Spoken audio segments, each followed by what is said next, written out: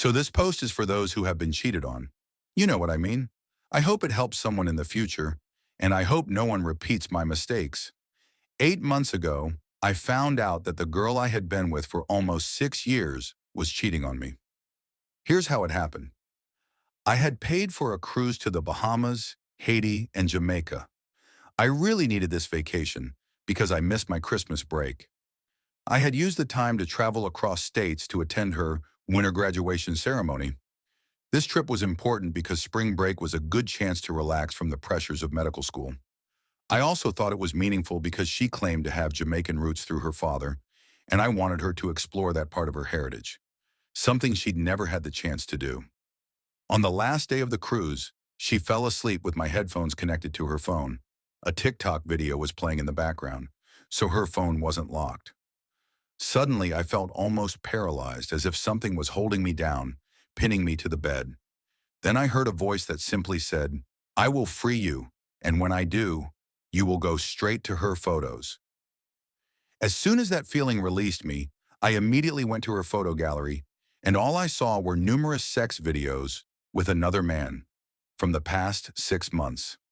LOL. Of course, she cried, begged, and pleaded with me not to leave her.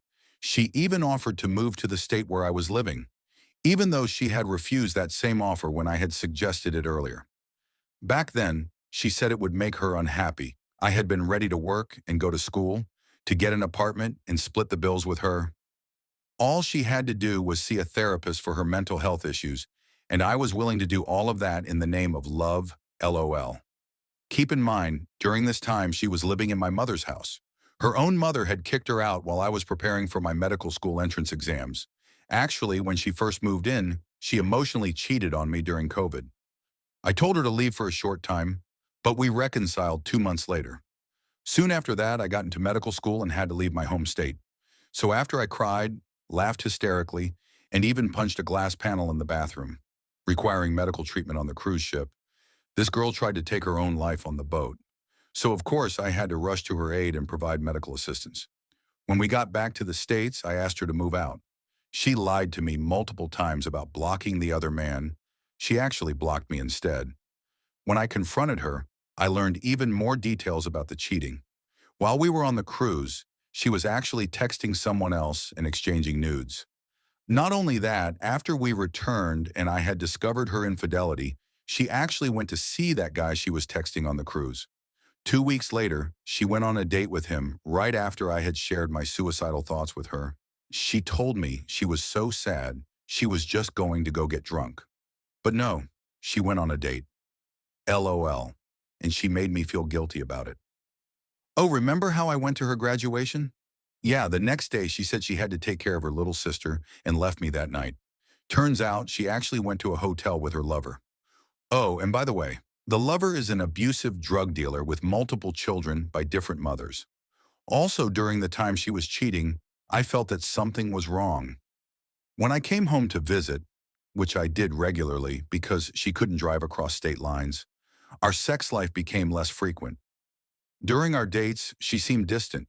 She lied about stupid things. Speaking of lies, LOL, I found out she booked a hotel. When I asked her about it, she claimed it was for her and her friends, but it was actually for her and her man. LOL. And to top it all off, she borrowed money from me for it. So essentially, I was paying for the hotel room for her and her man to have fun. When I expressed that her lying was damaging our trust, especially after she had already emotionally cheated, she turned it around on me. When I told her that her financial instability was an issue, especially since she had a job but wasn't paying any bills at my mom's house, she turned it around on me. LOL. Oh my God, I forgot this detail. I took $1,000 from my savings for the down payment on her car. Guess where their first little date was? Yeah, in that very car. I had many breakdowns over her late night outings and why she never visited me, even though I always traveled to see her. And this whole time she knew the truth. She wasn't invested in our relationship because there was someone else. Meanwhile, I was in therapy to learn how to better communicate my needs and desires. I was working while studying in medical school to support her so she could finish her degree. I was doing it to pay for therapy for both myself and for her. I'm not saying I was a saint, but I was doing everything I could on my end, and I was always willing to work on my flaws. Oh, the craziest part. During my train ride back to my school campus, she told me she had an abortion with our child. She had never even told me she was pregnant. Lessons learned. Once a cheater, always a cheater. The decision to leave or not is yours.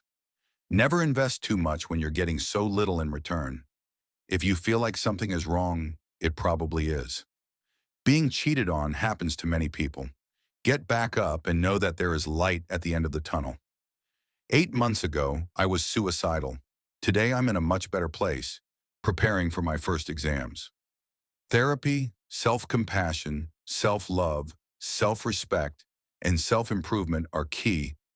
Never mix money with love, unless you're married. The end. Hope this helps.